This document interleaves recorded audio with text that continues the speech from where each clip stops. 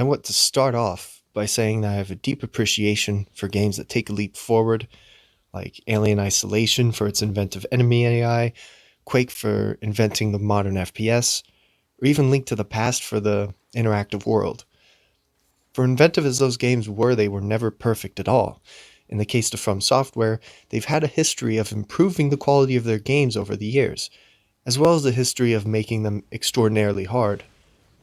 From the creation of their second 3D action role playing game, Dark Souls, it was touted as the hardest game ever made. But looking back, it may not have been the hardest game ever, but you can't deny that its presentation was gorgeous. Not only could you traverse the world, but it felt like that you were walking through a world on the brink of collapse, connected through huge bridges, sewers filled with death, the layers of evil demons, and the palaces of so-called holy beings. The music was epic, scoring something that truly deserved of a game as peak as it was. So they basically made two more after this, both just as epic with variances in design. I've never played much of either of these, but I believe Dark Souls 2 focused more on punishing the player and Dark Souls 3 focused more on freedom of expression. This video is about Elden Ring, which is their fifth installment in the same vein as Dark Souls. But this time, its world is set in the sprawling continent of the lands between. Chances are you have played Elden Ring before, it being the best game From Software has ever made and the pinnacle of their action RPGs. You can argue that Elden Ring is not made for everyone, but you can't argue against the fact that it's a great game just like the Dark Souls series. And just like Dark Souls, it was never going to be perfect.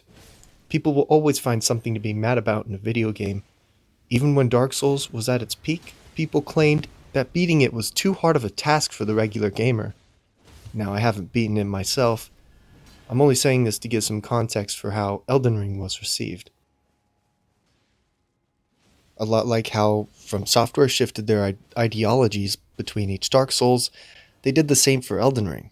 Instead of pumping up the difficulty of early areas and mini-bosses, the developers shifted most of their hard dungeons and bosses towards the end of the game.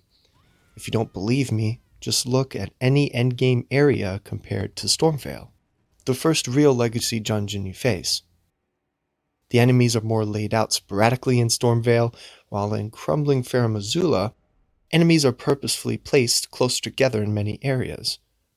Now about bosses in particular, and I'll be going into spoiler territory, the difficulty of the bosses are distributed similarly to this, like Malenia in the Halig Tree and Radahn in the Spiral Tower. Many people, including myself, consider these bosses to be the hardest that From Software has ever made. And they aren't even the final bosses of the game. They're completely optional. Why is that? Let's look into the game's lore for a minute, since I think it's key to understand why they made these bosses so powerful in the first place. When you first approach Caelid, a section of Elden Ring's continent, you see its faded white grass. The dirt is colored red. Flowers and spores can be found everywhere, and rot has built up in swamps across the landscape. Caelid is definitely the first daunting section of the game. Enemies are around every corner. The lore explanation for the unnatural state this side of the lands between can be found in the description of the Caelid map. It reads, Caelid, known as the locale of the first battle between General Radahn and Malenia, Blade of Mikola, is a vast land consumably marred by scarlet rot. In this battle, Malenia bloomed, which in turn made Caelid into the rotting landscape it is in. And as we see later on in Elden Ring's base game, Malenia is incredibly hard to defeat in her boss fight. Her moves come out quickly, and her attacks heal herself if she lands them, even if you summon a spirit to help fight her. I could go on, but in short, her fight lives up to the lore. You get a sense of what a god in Elden Ring is capable of. Now, just like Malenia, Radahn's fight in the DLC is equally or even harder than Malenia's fight. Attacks are enhanced by golden rays of light that follow Radahn's blades. He even comes crashing down from the sky like his rotted form you fight earlier in the game. The more I play and fight Radahn, the more I find it equal in some ways to Malenia's fight. I strongly believe this is intentional. The most powerful figures are in turn the most powerful in gameplay. But even after I came to this conclusion, I'm still on the fence about if these fights are truly fair from the game design standpoint. The reality about Radahn and Malenia's boss fights is that certain builds simply do not work well against them, or at least require extensive trial and error to make work. For example, casting Elden Stars mid-fight will result in you getting hit 10 times out of 10 unless you find the perfect pattern of positioning to cast it on. It's the same with the more cool Ashes of War. Messmer's Remembrance weapon combos regular enemies, but falls flat when fighting either Malenia or Radahn. The Elden Ring fanbase has a complicated relationship with these bosses in particular. I even have a couple of friends who have played through all of the Dark Souls games perfectly fine, but then really struggle with these two in particular. Like their past games, these developers put their heart and soul into every aspect of the gameplay. I think the decisions about difficulty in these two bosses were mainly motivated by their sheer power of their characters. They were created to give the player a sense of powerlessness never really felt by games before it. I think it's really important to not fault the game for making players feel insignificant in this way. It's a clear design choice they made.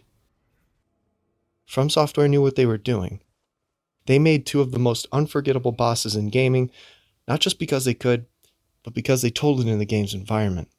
They told it through characters. You could see the paths these characters take and the power they wield, the power difference they have compared to literally every other boss. It took many years to make a world like Elden Ring. It's quoted that all of From Software's resources were pulled to produce a world like no other. I think so many people decide to overlook what the bosses represent when discussing the boss difficulty because they have such strong feelings about their personal experience with it. Both bosses tell a story about the lessons learned from past games. The moves are even taken directly from Dark Souls. From the lows, the heights of Elden Ring, there's no doubt that they made a product that, however hard it may be, that under no circumstances sacrifices the experience.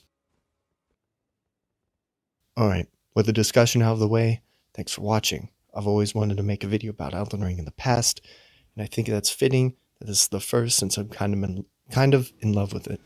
I don't plan on making my channel all about From Software games. You'll see all kinds of games covered in the future. I've also made it my goal to reach 1,000 total hours of Elden Ring this year, which I will stream on my Twitch just to give any potential viewers something to watch in between my uploads.